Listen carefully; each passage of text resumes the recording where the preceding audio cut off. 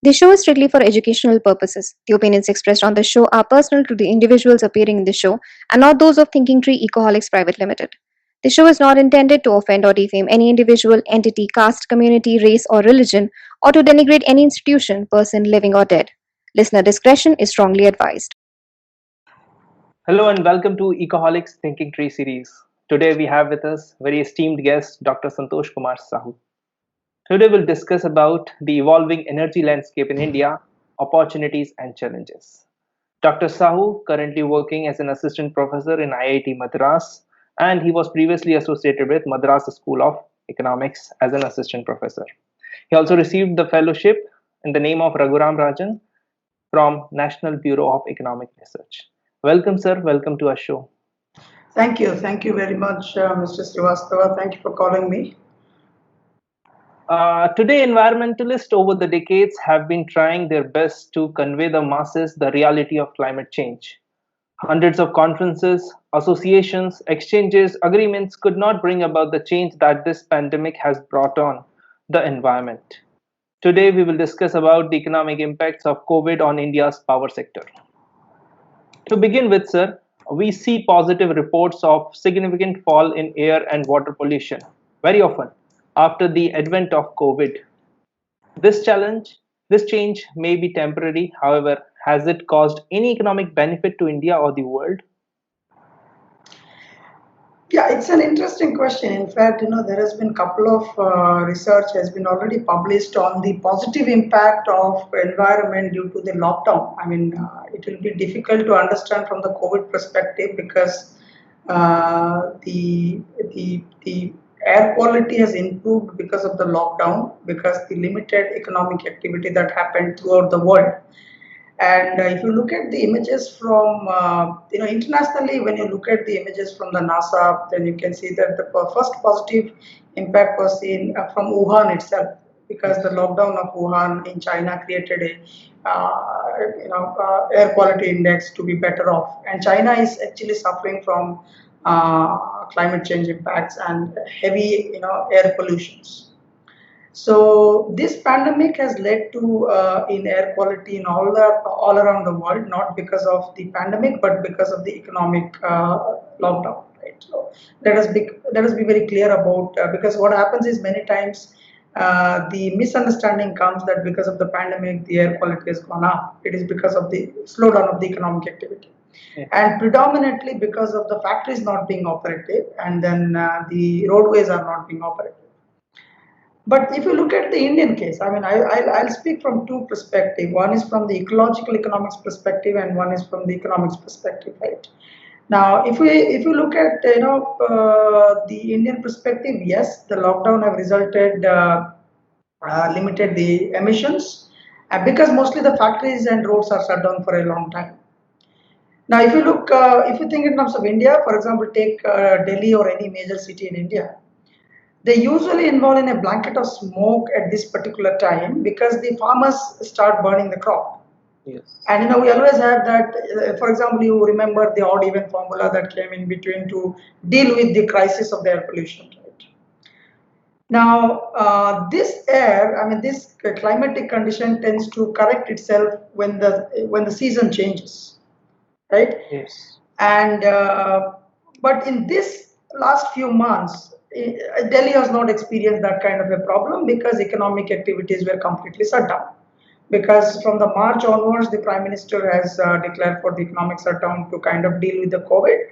And therefore, what has happened, the air quality is definitely better off. For example, in the northern India, you can see a downfall in the PM10. PM10 meaning particular matter to 10 and 2.5 had reduced, which is a very good sign in terms of a healthy environmental ecosystem because the air quality has become better. Now, beyond improvements of the outdoor air quality, are we also thinking about indoor air quality? Yes. See, what has happened is outdoor air quality has definitely become better because economic activity has slowed down. There is no emission, there is no transportation, there is no consumption of fossil fuels, there is no dependency on fossil fuels, so on and so forth. But what has happened is this pandemic has made all of us to stay at home. Yes. So if you take a statistics of how much our people stay at home, that is drastically gone up. Gone.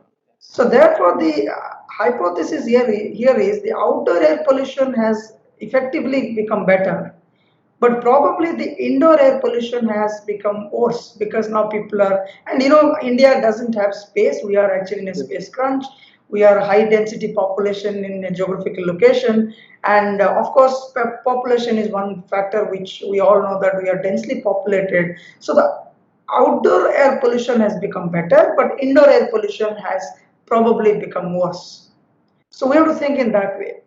Now, the third thing, which is equally important, is because this question also linked to water and air quality both.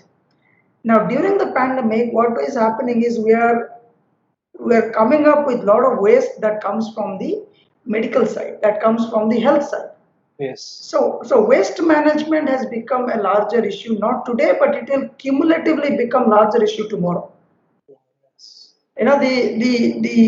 Uh, the the waste that is generated through PPE, the waste that is generated through medicines, the waste that is generated to the patients and the hospitals, if we are not managing correctly at this point of time, it is going to become more difficult because they are going to add negative externality to both air quality and water quality. Water.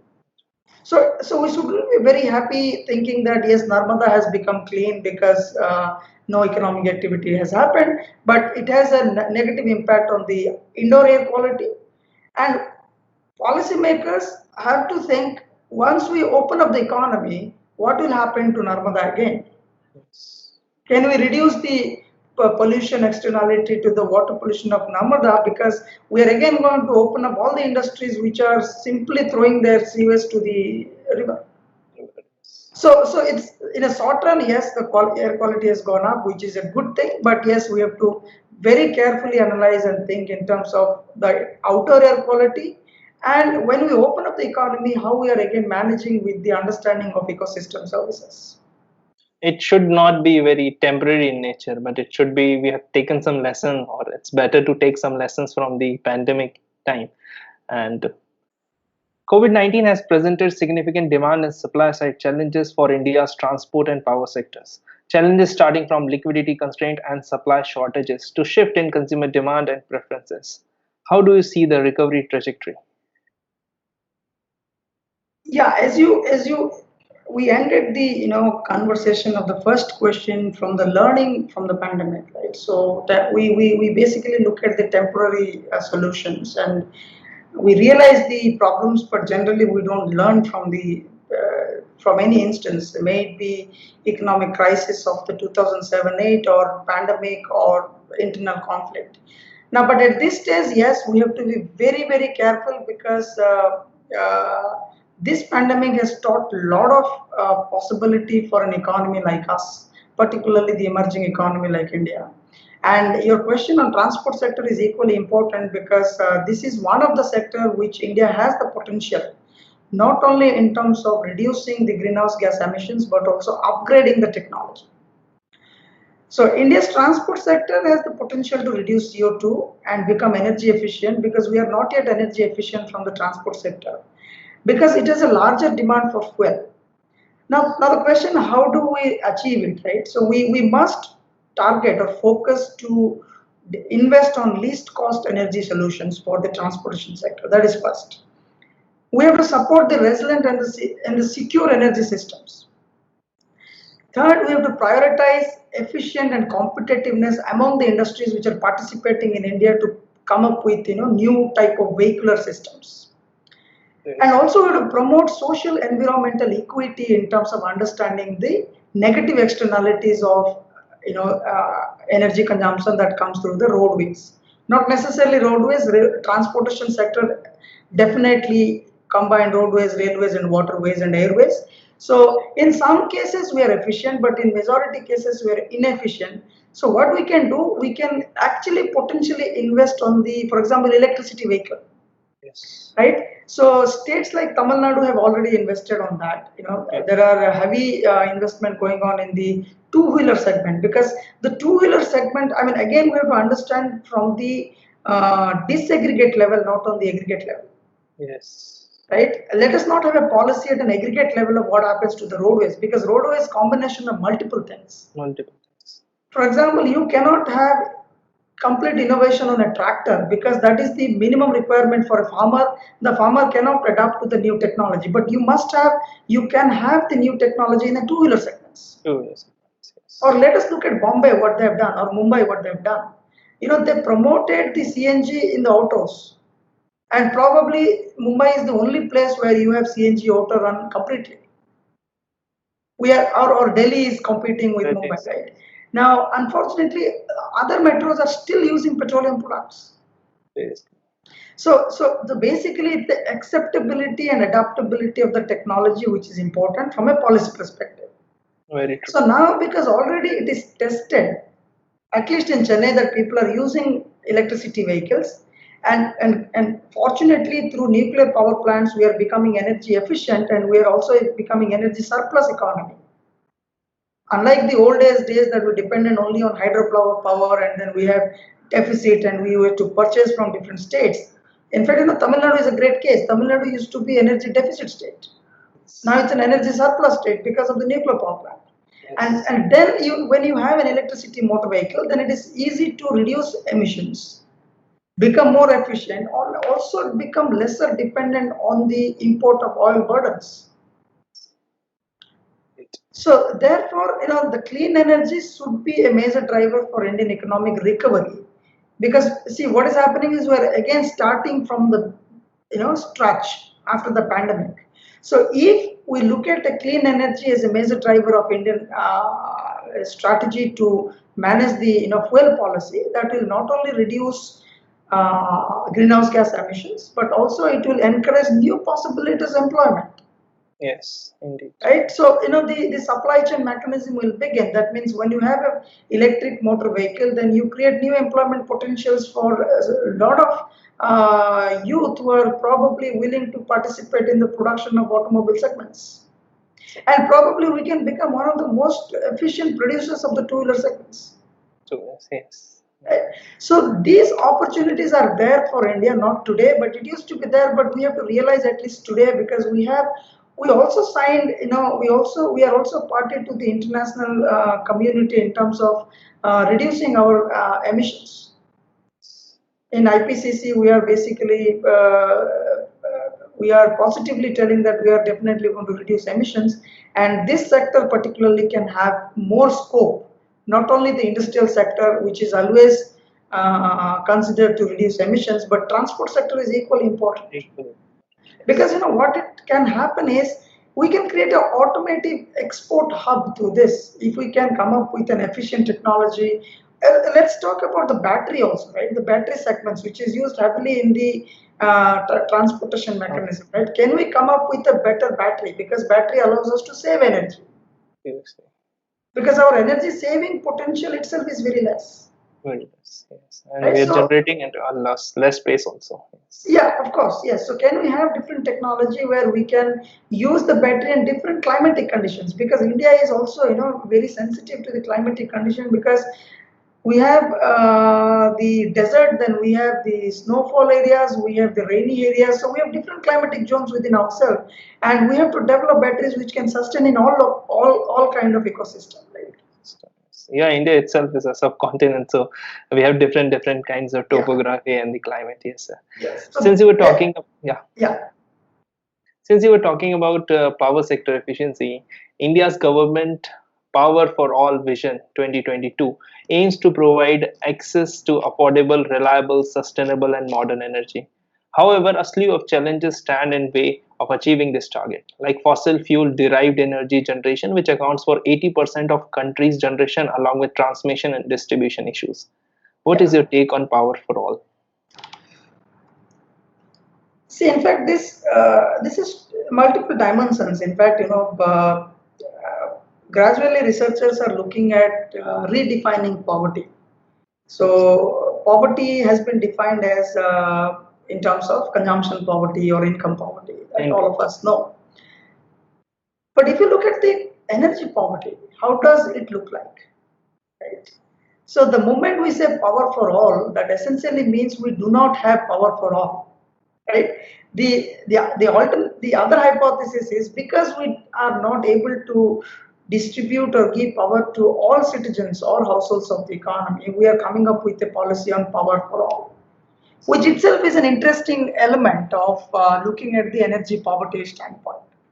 I mean, yes, I'm 100% agreeing on the vision of 2020 of, you know, making power for all, because power is the minimum requirement as today's life. And let us look at again in the context of pandemic, what has saved us from the pandemic to be more worstly affected is the power sector. The undisrupted supply of power and technology has helped us to cope with the pandemic, because now everything has become digital. Things have become digital because we have power supply with us.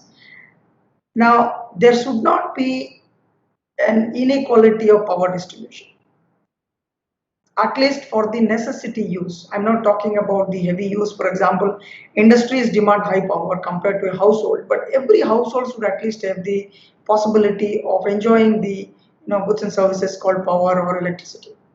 So this policy for 2020 is definitely a great vision. In fact, this vision is also probably documented in one of the writings of Professor APJ Abdul Kalam, when he spoke about the vision 2020, that power should be available for everybody. And now, if you look at the data, for instance, now the government of India has set a target of installing 175 gigawatt of renewable energy capacity by 2020. Sorry, 2022. Yes. Which includes 100 gigawatt from solar, 60 gigawatt from probably wind, and 10 gigawatt from biopower, and 5 gigawatt from small hydropower. Now, this was on newspaper long back when the report came out in terms of the target of the government of India. Now, let us understand from each component.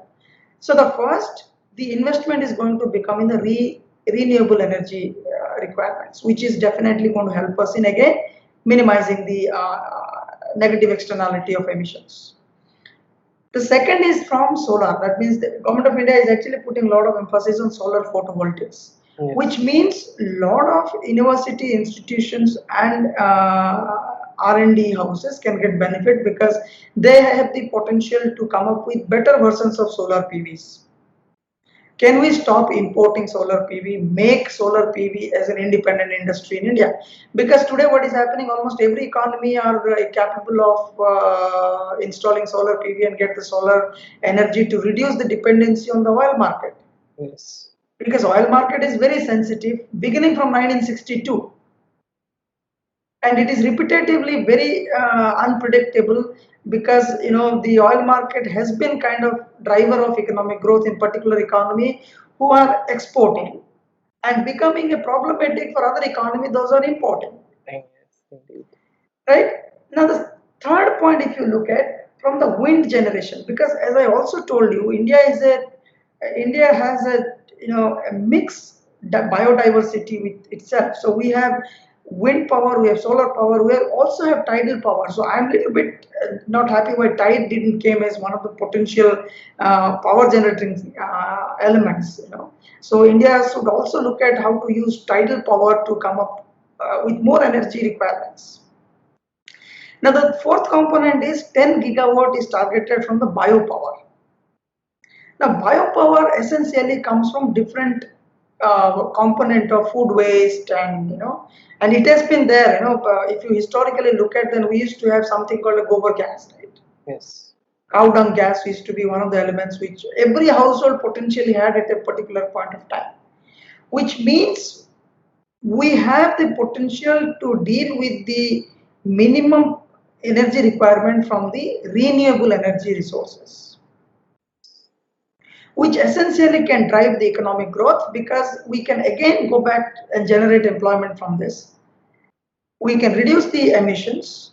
We can make economy self-dependent, and also the policy says 5 gigawatt from small hydropowers, which is basically again increasing, in terms of the renewable potential, not depending on the coal or not depending on the petroleum product to, burn it and create electricity for use. Yes. So this is definitely going to help in terms of except in terms of adaptability and uses of electricity for all the households in Indian economy. Because if you link it with the Ujjwala scheme, for instance, right? Now, if we don't give electricity or power to all households, and why do we think power in terms of only electricity? Yes. Energy to all households, then we Mhm. have to also meet the demand for households to supply the gas cylinders, LPG cylinders. So our demand for LPG cylinder has gone up Yes. because when Ujjwala is reaching all the households, essentially what is happening is they're also consuming LPG. Yes. So the LPG demand has gone up. Now we have to somehow manage in such a way that the substitution has to be done such a way that the renewable energy can substitute the non-renewable energy resources. So, for example, we can also come up with solutions like rooftop systems for solar Well, installations. So many of the service sectors and banks and hotels have done it. Can we also do it at the household level? Can government give? Of course, subsidy is already given for the installation for the solar power. But the problem is on the batteries again. I come back to the batteries because you produce electricity for free and by subsidies from government of India. But how do you save it? yes. And the lifetime economy of battery is not very efficient. No. So battery needs to be changed, upgraded based on the uses and other activities. Indeed. So when we have a policy for power for all, it has to be addressed again from the bottom up approach. Because what happens is the way a Rajasthani household cook, not similar to the way an household in Orissa is cooking. So your composition of fuel are different, your demand for fuel are different, your usage of electricity is different. And in fact, these days many researchers are coming up with understanding the night light Yes. as a proxy for development, Yes. Seriously. right? Great point. Yes. So, and unfortunately, if you look at the night light picture taken from the satellites, I don't think we have a convincing night light with us. Yes. So the Ministry of Urban Development has come up with different models and bylaws from 2016 onwards, just to look at the data of how the Power for All has started, and they are planning to do it. But the emphasis should be given at state level also. That means each state should also come up with different policies to converge with the central policies of Power for All. That is going to make us more economical viable. For example, look at the undivided Andhra Pradesh when they were giving free electricity to the farmers. Now, when you give free electricity to the farmers because they are not able to buy it from the market rates, and it is required because they're already in poor, they're in poverty, right? Now, if power for all is given to rest of the India, then obviously the potential to produce will go up. Probably we can encourage more of these small industries, right? Micro industries, tiny industries at household levels. Yeah. So anything, if you have any clarification or yes, before I wind it up. So also, we can accept some FDI in this Yes. foreign direct investment, right? In automatic route, we can bring for the renewable energy segments. Because what is happening is there are a lot of firms which are ready to invest on solar and wind investment. So can we also look at in terms of bringing of FDI in the renewable investment in energy? Because we also need investments. I mean, the government cannot come up with its own investment to kind of fulfill the 2022 goal of power for all. So one is we need international cooperation, we need international investment, not only finance but also technology. Technology. Yes. And that too affordable. Yes, of course, affordable technologies and viable technologies, Viable. which we can replicate, we can modify, we can reinstall, and we can do typically reverse engineering, right? I think International Solar Alliance played a catalyst role in, and India is also putting effort into that along with France. Yes, that's true. A very great point, sir, because in order to become $5 trillion economy, energy is an important sector. Of course, yes, yes, because we cannot afford to deal with the volatility nature of the oil imports. Yes. Since the crude oil prices are historically low due to fall in global demand, how do you analyze India's reaction to this situation so far, and how can India best utilize this opportunity to have the low oil prices since we are the net importer? This actually links with the previous question, interestingly, right? Even all the questions are interlinked because we started talking about the larger ecosystem, then we came to the one particular sector, like the transportation sector. Then we are talking about the energy which is used as a in the transportation sector, and of course, interestingly, India is known as a coal economy. I mean, if you look at from the industrial economics viewpoint, then India is known as coal economy because majority of the industries are dependent on coal for production purpose. That doesn't mean we don't require oil, because oil is one of the most important policy variable. I must tell you that when when 1 rupee increases in, see, for instance, let's say 5 rupees increase in edible oil and 5 rupees increase in petrol. These are two different things, right? Nobody want to talk about 5 rupees increase in the edible oil, even if the increase had got 5 rupees, but 1 rupee increase in petroleum product has a direct impact on the policy level. So it destabilizes the political ecosystem as well, not only the economic ecosystem, right? Now, if you look at the pandemic, for example, let's start with the pandemic. So the ongoing impact of COVID-19 gains from the lower crude oil price got offset in the large extent, okay, because mostly what has happened, economic activity did not function.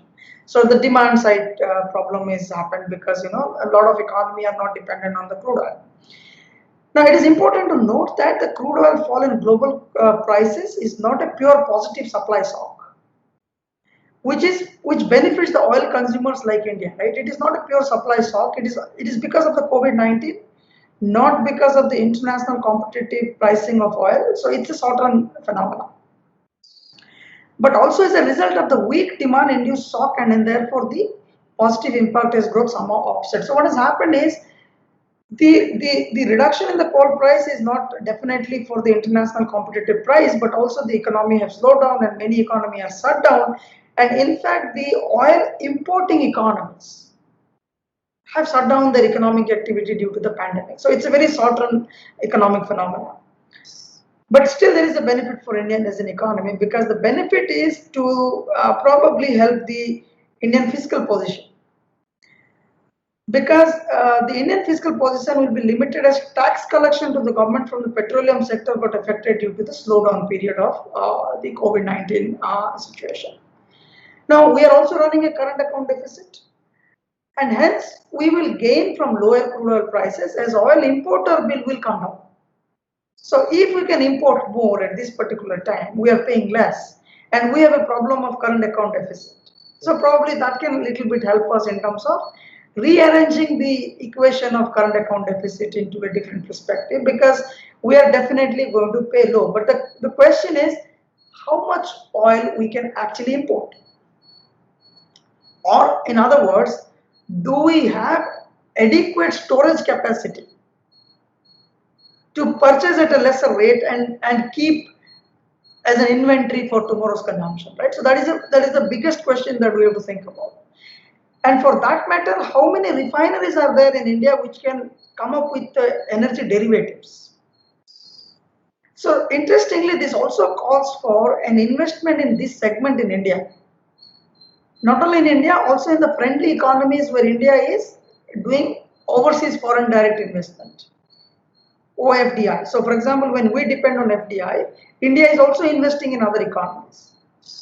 So ideally, India is investing in the friendly economies where business is allowed.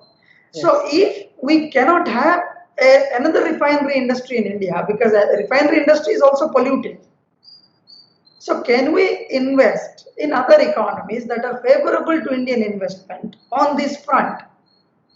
So if we do not have adequate storage capacity and we are reaching to the optimal level of storage capacity during the low price of petroleum, can we invest in the friendly economies and increase our storage capability for the future consumption as an inventory? Yes. Because that is how we can probably correct our current account deficit. True. And if we can allow firms to invest in this segment, then what happens is, again, I go back to the employment potential. So we are coming up with new employment potentials in these segments. So the government has been keen on rising the excise duties and tax on the auto fuels, right? That is another issue that has come up wherever the global oil prices fall in order to supplement the revenue collections.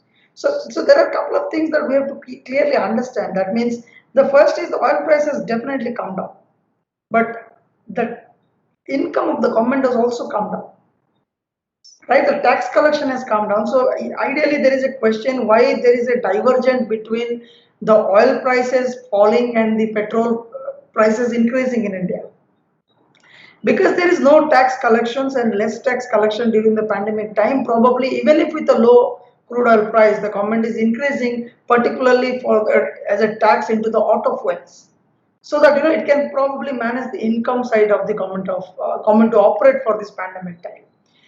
So therefore, this the reduction in the reduction in the petroleum has definitely a positive impact for economies like India.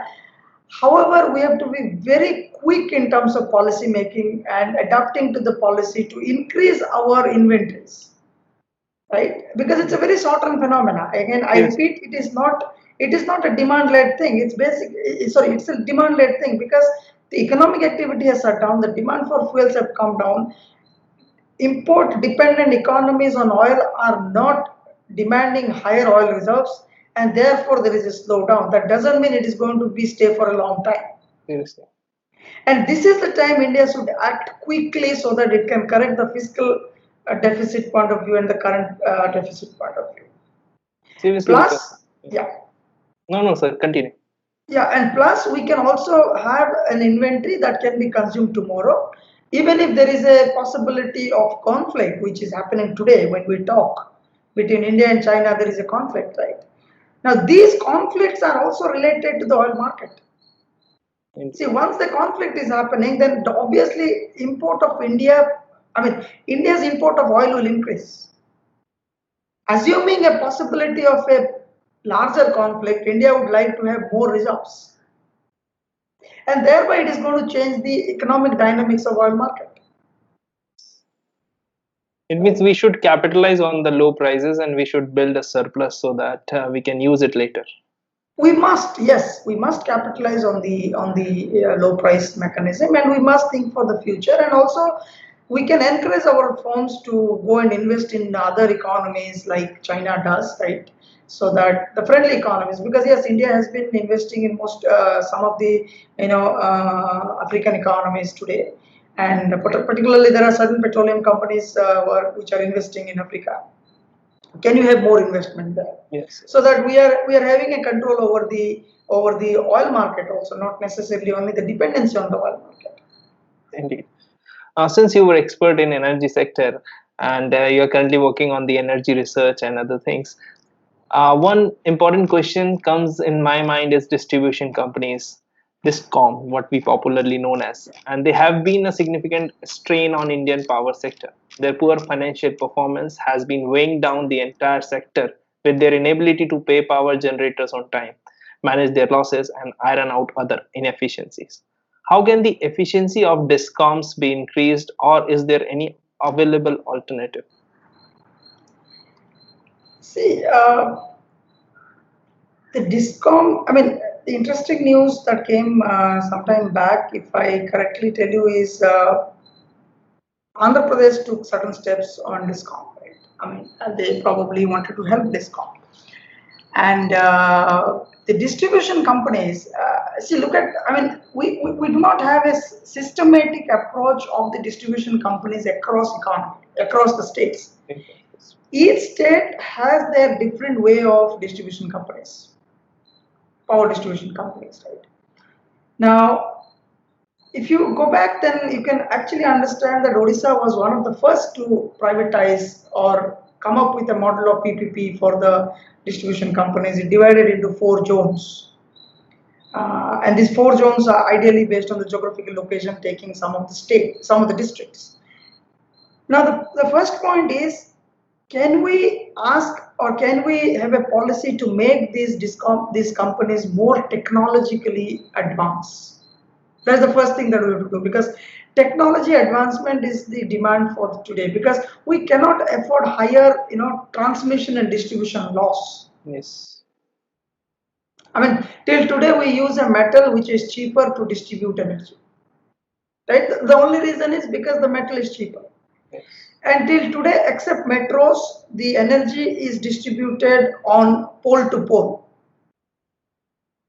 The metros use the earth as a system, the small town use pole to pole distribution system. So what is happening is that technologically we are not advanced in the electricity distribution, that is leading to a larger amount of T&D loss. Yeah. That is one. Second, it's my personal opinion that electricity is never considered as a market good by the households in India. Indeed. Right? I mean, many of us probably never counted that as a food basket, in the food basket. We pay much larger amount of our budget to probably non-food expenditure, and we don't even actually count. But the moment we get the electricity bill, we are very scared of it. The reason is behavioral wise, we are not ready to accept that this should be also included in the food basket. Because historically, many consumers never paid their dues. It's very complex problem. So what happens is the production happens in one hand, distribution companies are there to distribute. It reaches to the third party, which is the consumers. Now, if you look at the consumer segment, these are, agriculture is a consumer, transport, industry, and households. Households. Yes. Now, you can regulate the industrial sector because they demand more electricity for their production and for their value chain system. You are giving on subsidy or free of cost to the farmers. In between is the household sector, right? For electricity. Now, majority of household never got electricity connection. That's what your previous question was there. Can we kind of, power for all? Now, within the limited segment of the household that are consuming electricity, if everybody do not pay back, then the companies don't earn their, Revenue. their revenues. Why it happens? Because technologically the distribution companies are not sound enough. If you look at the employment also, what happens is they do not have adequate good employment systems where you can tap everything. For example, why telephone segment is efficiently working? Why electricity segment doesn't work properly? I mean, we are the same users, right? User doesn't change. We are paying telephone bill every month, but people don't pay electricity bill every month. And of course, we need to have we need to introduce the private sectors in this. Because academic research also, if you look at the productivity of companies have actually gone up when they become either in a PPP mode or in a private investment mode. The public sector entity have social security, yes, but they fail to kind of come up with a higher productivity. So if we want to make distribution companies productive, we need to invest, and that investment should come from the private sector. So I will not support in terms of a bailouting kind of a stuff, right? Because they are poor economically, let government bail out every time. Because these companies should also look at their balance sheet and tell us why they are facing the problem periodically. Yes. I mean, if it's from the problem from the end user, then we can control end user, we can regulate end user, right? Or if it's a problem with the companies themselves, then they have to look at the factor and the composition of the production system, like the factors. So every time the state should not get into bailout, but rather they should tell that you have to become self-sufficient. This was again, Prime Minister Modi has recently talked about Atmanirbhar Bharat, right? Yes. So every entity should become Atmanirbhar in this case. Indeed, because since we launched Uday bond scheme, again the strain on states' fiscal deficit, there was a problem Yes. again, like resurfacing again. So that's the problem. Fundamental problem is there, and we need to correct that. We need to look at, and the problem is, when we talk about efficiency of discoms also, right? Now we have to talk about three types of efficiencies, like allocative efficiency, cost efficiency, and technological efficiency. So probably somebody has to do a research to find out where discom is getting wrong, whether it's on the cost side or the allocative side or on the technological side. Right? Technological support can be given, but if it's an allocative problem, then it should be an internal Inter- dynamism of the companies to restructure themselves. So there is a need. I mean, there is a need for a larger restructuring of these companies to figure out how they can become more efficient and more productive.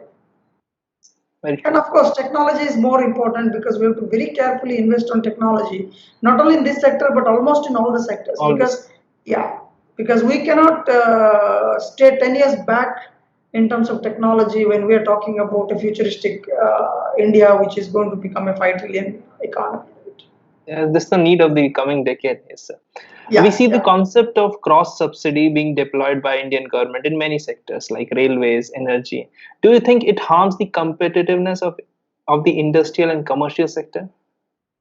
Yeah, it's interesting. No, this also linked with the previous question, which is on the discounts, right? Because uh, Yes, that's they are predominantly the beneficiaries of the cross subsidies, right?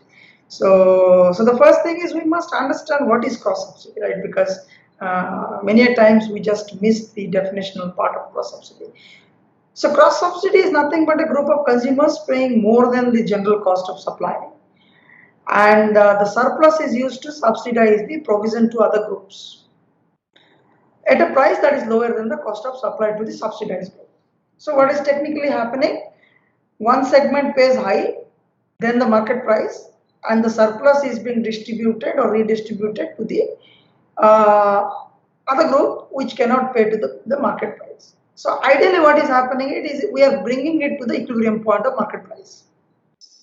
So if you look at in a straight line kind of a stuff and then tilt it, then you see this large section is given by as a surplus, and this same surplus comes back to the other set of people who probably are not able to pay in the market price. And effectively, you gave the example of the railways. I'll come back to electricity, but you give again. But railway is quite interesting. For example, we increase the cost to the goods and services. That's the trade great. of goods and services, which are transported from point A to point B using railway services, and we reduce it for the passenger flight. Let's think about it.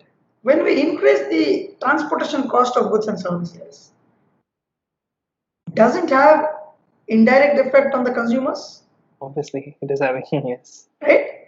In the circular flow of economy, see a typical private firm entity will has a motive of profit maximization. Now, this profit maximization will not allow the firm to price at a lower cost.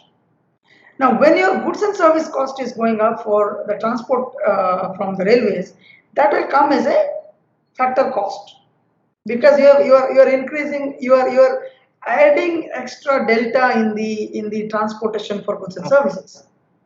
So what is happening is directly the consumer feels that I'm paying less, but indirectly the other goods and services or the food basket price is going up.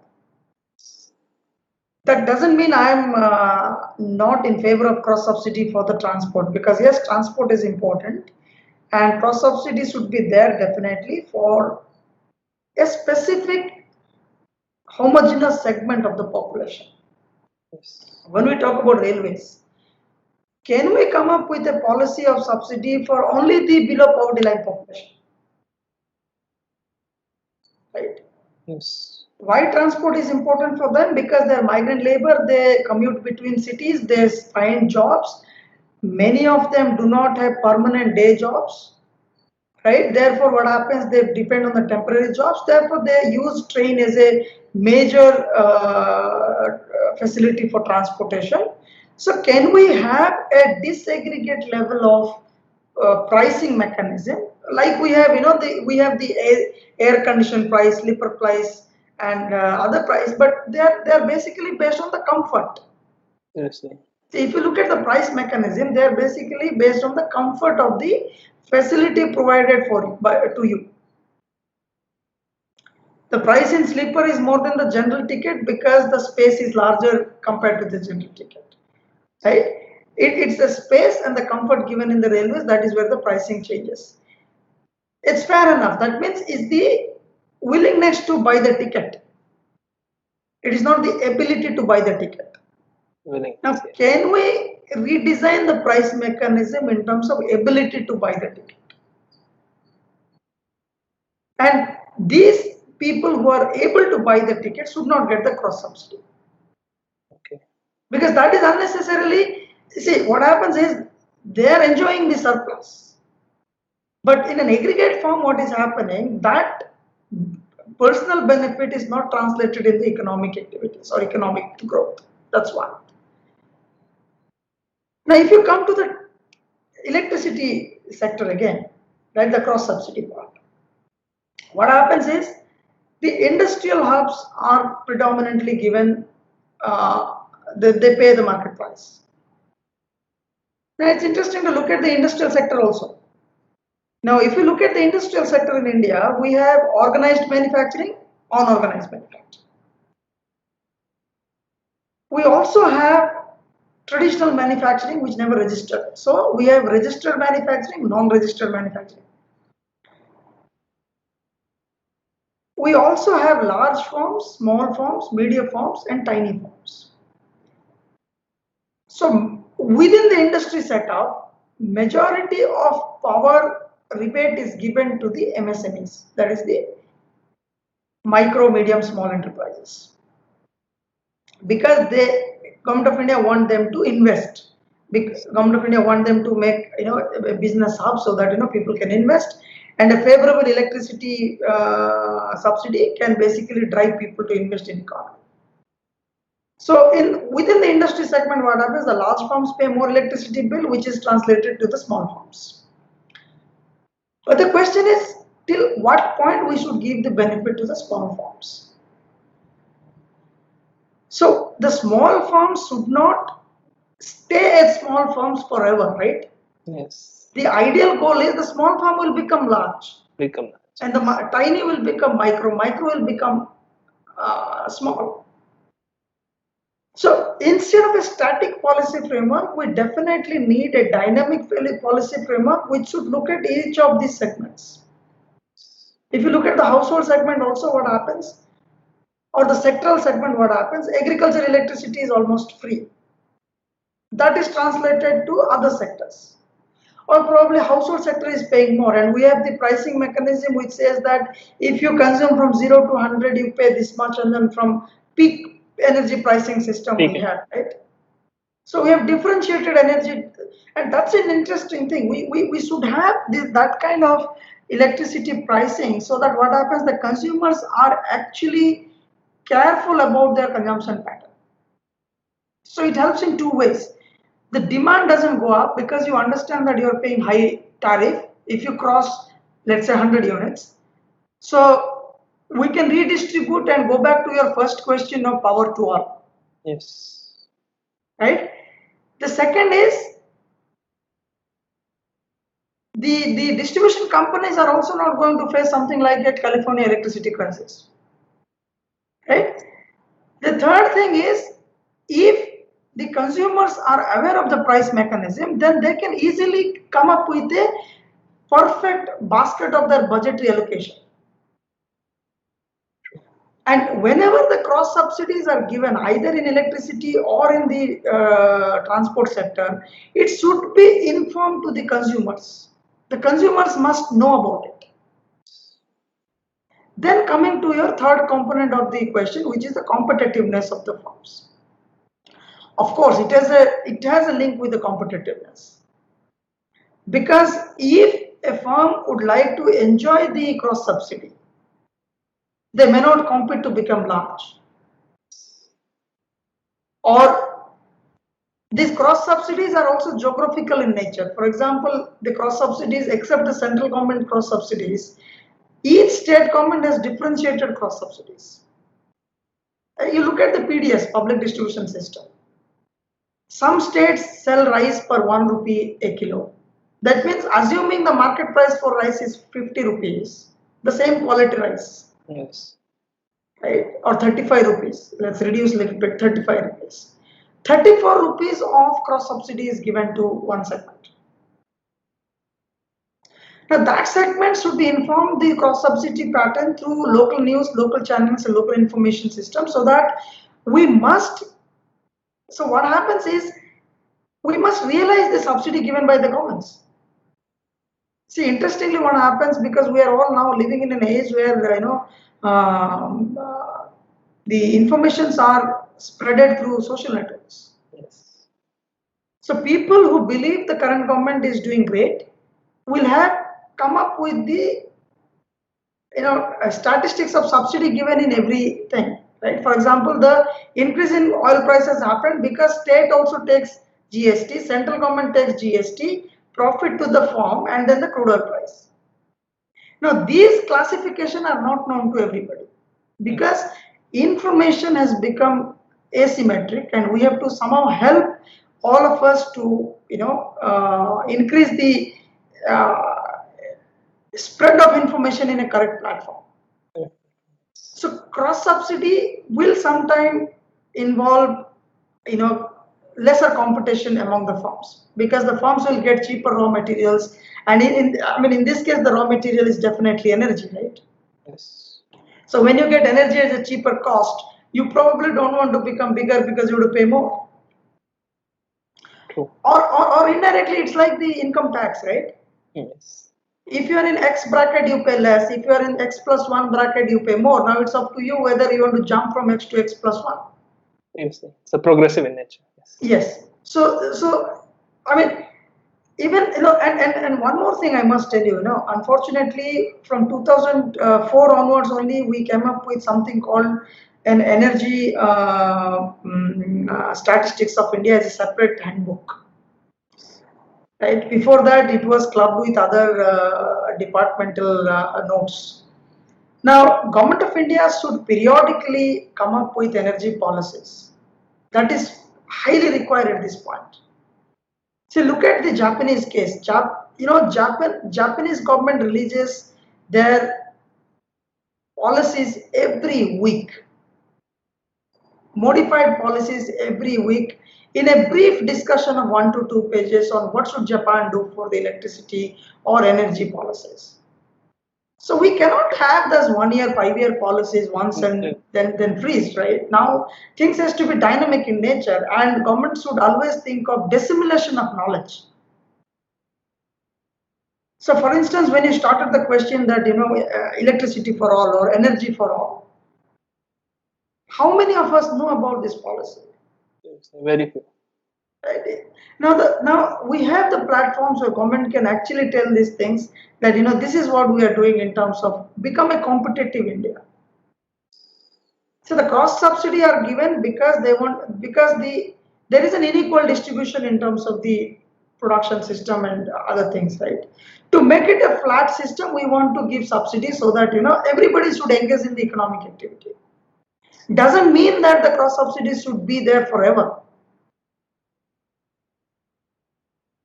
Neither in the transport, railways, nor in the power sector. Indeed. But yes, for that, so one interesting thing is, again, I come back to technology and investment in this case. If we can come up with productive technology to produce goods and services at a cheaper cost, we may get away from these cross subsidy patterns. So today the factor cost is higher because the production cost is higher. Production cost is. Can we reduce the production cost? Indeed. We can reduce the production cost only through technology intervention. Again, the efficiency of question. Yes. Of course. I mean, see, today when Japan is talking about Society 5.0, right? We have not even reached to Industry 4.0. Yes. Because, except automobile industry, which is little bit advanced in manufacturing. Majority of other industries are still using a traditional way of production system. Yes. So I don't want to sound that I want to displace labor in this case. We definitely have to increase employability, but technology can help us in producing surplus and engaging with international trade. I mean, during this pandemic and after this pandemic, what is happening is India as an economy doesn't want to depend on Chinese firms. 49, 51 companies, which are predominantly IT based companies, are basically controlled and they are not allowed in India today because of what has happened recently. But if you look at the economy in terms of the production system, right, are we capable of doing producing goods and services? Yes, we are, but we need a good policy for that. Like, can we develop a semiconductor industry in India? A large semiconductor industry, because you open your iPhone, you open your mobile phone, or now we are talking in the two different locations. We are using computers. Majority of the products are actually produced in different locations, because today at the age of multinational enterprises, no economy produces single goods and services. Yes, indeed. Right? Very Even true. Boeing is not produced in one country. Yes. Boeing is produced from multiple countries. What is the reason for this? The reason is each economy has an advantage of becoming efficient in one of the components. Yes. So you get the best brain out of that, and you get the best technology from everywhere, and then you produce a good which is cheaper, efficient, and best to the production system. Very So true. in this supply chain, can India become one of the major competitors? That's what economic survey has also said. This year's economic. It's But but network but but product. for that, what happens? We have to first look at the employment crisis, which is of course happening, and also the employment crisis has become worsened due to the pandemic. I mean, this is kind of an extra burden to us, and we must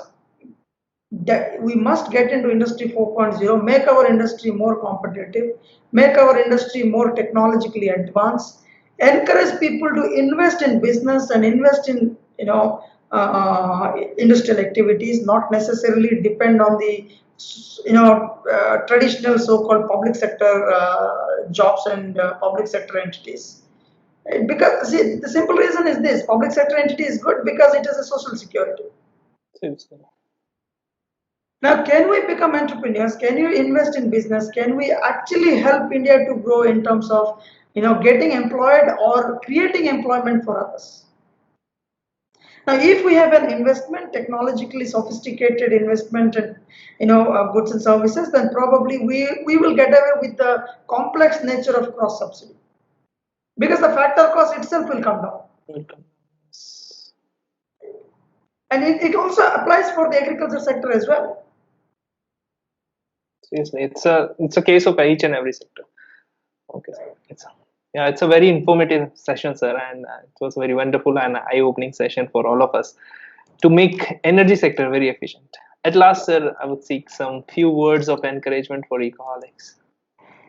Yeah, Ecoholics is actually one of the recent development that I came across in social media, and Ecoholic is trying to engage itself largely to educate economics, and largely to educate economics with technology. I come back again to technology, right? Because Ecoholic is not using the standard pattern of teaching in a restricted boundary, but it is extending its service freely to everybody who want to learn economics. May it be writing, in a competitive exam, or may it be writing net GRE or whatever it is in economics. Ecoholic is there to support, and that is indeed a great thing that you have started, and you are competing yourself to make it a larger success in terms of an accepted framework for economic understanding. Given the Digital India initiative today, probably almost all of us have internet connectivity. Ecoholic can help people to learn economics, not only for the graduate students or the undergrad students, but also for people who want to know what is about economics, what are the fundamentals of economics. Can we read a newspaper, for instance? Can we understand a newspaper? If I give you a business line, can you make head and tail of that? Or so this is where Ecoholic is really contributing a lot. I wish a lot of people will subscribe to your YouTube channels and other social networks. Thank you. And of course, I mean, on a very lighter note, because we don't have TikTok, can we have Ecoholic app downloaded in our systems, Yes. right? And can we educate ourselves? Can we engage with ourselves? Can we talk to, Mr. Srivastava, ask some questions, whatever doubt we have in a fundamental difficulties in understanding economics. Can we write in a forum? Can we engage ourselves in discussing about the pros and cons of economics, policies, politics of economics, etc., etc. So definitely Ecoholic is one of the forefront in that, and it has multiple footprint in all the social medias, starting from LinkedIn to Facebook and others, of course YouTube, and also it gives almost free education to everybody who has an internet connection.